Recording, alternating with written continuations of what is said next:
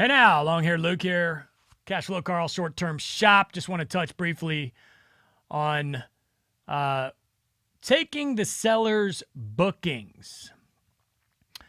So this question comes up all the time. The seller has a bunch of bookings. They're trying to make the property more appealing by telling you how successful it is and that these bookings exist. And occasionally there may be a certain situation where you are even able to take those bookings over. Now, this is a very difficult process. For instance, one scenario may be that the property was managed by a property management company, at which point that property manager is simply going to take those bookings and move them to other properties on their program. So you would probably, in that case, not even have the opportunity to take those bookings. If it is a self-manager that you're purchasing from, then they may even suggest that you take these bookings and may even try and make the property look a little more appealing with these bookings. Now, the truth of the matter is that the short-term shop mostly operates in single-family homes, which are not it's not a commercial property where the amount the property is worth is determined by how much it is bringing in. It is an appraisable asset.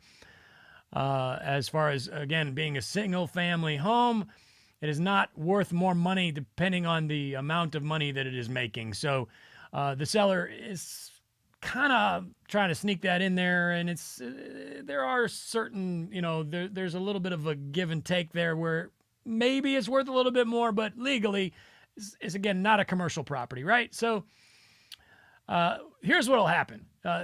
There's a lot to this, and you're going to be peeling an onion that you don't want to deal with, quite honestly. That's my point. I'm going to get to the point why you don't want those bookings for many reasons.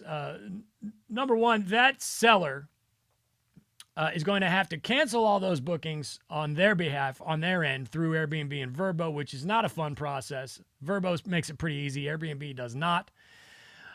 Then they are going to have to send your new listings to those guests and ask those guests to rebook that exact same property with you.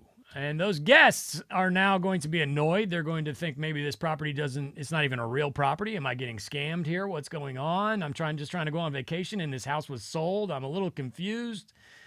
So the guests, if they were to go ahead and rebook with you, they're probably going to be annoyed and show up a little skeptical, and you're not really setting yourself up for success there with a great review.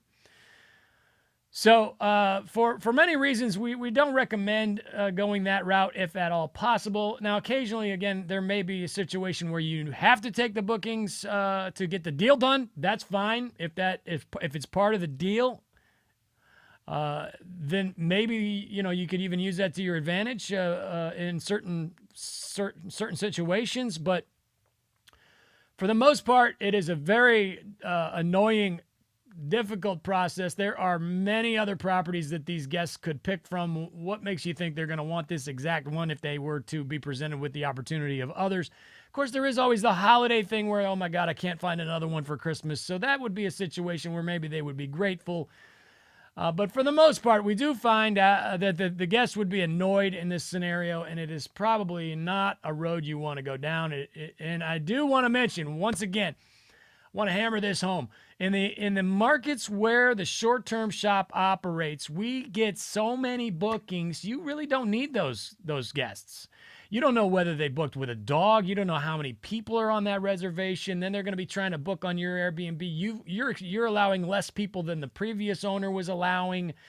The previous owner let them bring their parrot. Who you never know. You don't know what kind of job that seller was doing to vet these guests. You're really kind of setting yourself up for failure and subpar reviews. So for those reasons, we don't recommend taking the previous owner's bookings in most scenarios. And again, Cashflow Carl from the short-term shop.